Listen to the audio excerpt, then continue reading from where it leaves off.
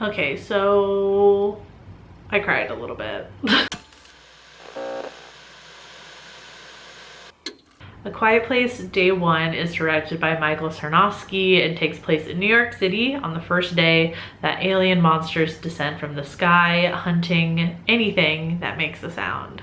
Before I get into anything, I'm just going to say that this video will have spoilers. Hopefully you notice in the title it does not say spoiler free like it normally does. I find sometimes that I miss just diving into a movie and just talking about everything, and there are so many spoiler free options on YouTube if you need like a quick review. And I feel like I have to use my film studies degree for something, so I'm gonna dive into this one. So if you haven't seen it yet, save this to your watch later and then come visit me after you get out of the theater. So before I went in to see this movie, I was watching a featurette about like the making of the movie. It was just like a quick like 2 or 3 minute thing. Producer John Krasinski and the director Michael Sarnowski were talking about the premise for Day One, specifically saying the story was following someone going through this first day with a unique set of circumstances that would set them apart from everyone else. And that got me intrigued because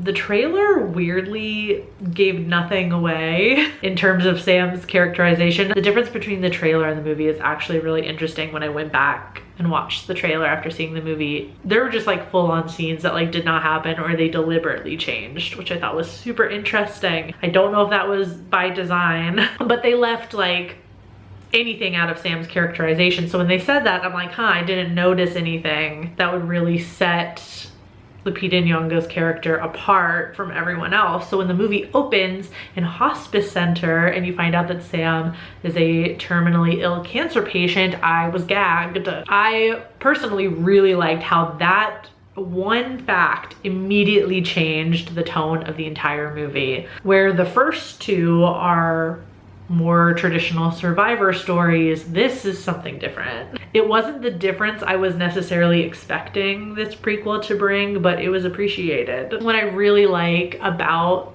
the Quiet Place movies now, especially having rewatched them all recently, is the themes of community and communication, particularly the first two for sure. Having rewatched them, it definitely hit me differently seeing this world where it's hard for people to come together and communicate in the wake of things like the US government trying to ban TikTok and trying to keep us from talking to each other. And I like that Day One managed to keep that theme but make it feel so different because of this character-driven story. So once we realize Sam's situation, we understand that all of her actions now are not done to survive, but just to make what she can of the next couple of days before the inevitable. It's sad and it's selfless that she does not attempt to save herself. She doesn't even try so that her space on the boat and out of the city can be used by somebody else. Sam was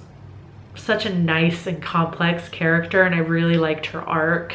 Seeing her go from like closed off and angry and definitely scared to being kind and courageous by the end. And then of course we have to talk about her cat. Frodo was fun and almost like a magical addition to the story. Like, we see the scene in the trailer, and obviously it happens very early on in the movie when Sam calls Frodo a service cat, and she really is, but not really in the ways that you'd expect. Frodo runs off multiple times in the movie, but always manages to find his way back to Sam, and even finds Eric and brings Eric to Sam. It's like Frodo straight up knew that Sam needed a friend for the end of the world, and he delivered. And he survives, because I know we were all so freaking worried as soon as we saw a cat in the trailers for this. So thank goodness for that. Speaking of Eric though, he latches himself onto Sam out of fear of being alone, which is something that's, I think, incredibly relatable, especially in this scenario. Which is just crazy to think about, given that you can't make too much noise and you can't really like speak loudly to anybody. The fact that you in a situation like this, you still want other people around. And so I think that makes his actions really realistic. He's anxious and he's scared, so he's just gonna hang out with Sam, even though she's trying to be like, hey, I don't plan on escaping here, so you should go. And I think that becomes a part of his arc, the fact that he puts off trying to get to safety to help Sam do what she needs to do first. And even when it's time for him and Frodo to make a break for the boat, he's anxious but brave. Their quick bond is really sweet, especially how Sam realizes that spending the last bit of her time with someone else is a little bit more rewarding than spending it completely alone. And in order to appropriately convey all of this and give all of this its due time in the movie, I feel like the approach to the plot had to be different. So even though this is a prequel movie, I think the filmmakers really took into account that this is not the first movie of this nature that audiences are seeing. So I really liked how they didn't waste any time having characters discover things about the monsters that we already knew. Sam is smart, the other characters are smart, and they get the rules of survival very quickly, and there's no clunky expository explanation whenever they figure out like a new thing, because it's not needed. So I think that was handled really well, and it left a lot of room for this really emotional story to be told. I liked how emotional the movie was. It ended up being so much more than I was expecting. Obviously it was scary and it was thrilling, but it also was really heartfelt, and it seemed more like it was about the power of kindness and community even when the world is ending. Like, in a country of debilitating individualism, it's super hopeful to see something with this much heart come out of a disaster / apocalypse movie. And even though from the jump I knew Sam was not gonna make it out, I still ended up crying through the credits. And it wasn't without some weird looks from other moviegoers. But whatever, it's cancer season, so I'm gonna do what I want.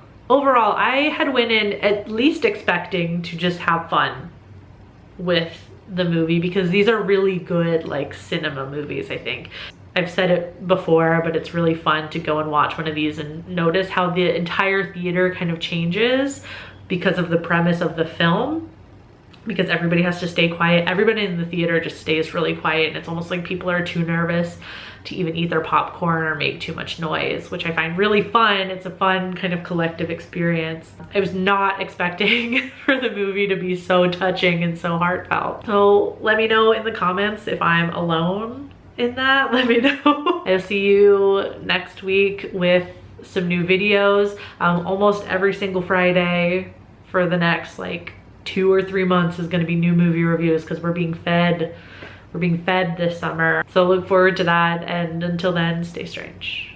Bye.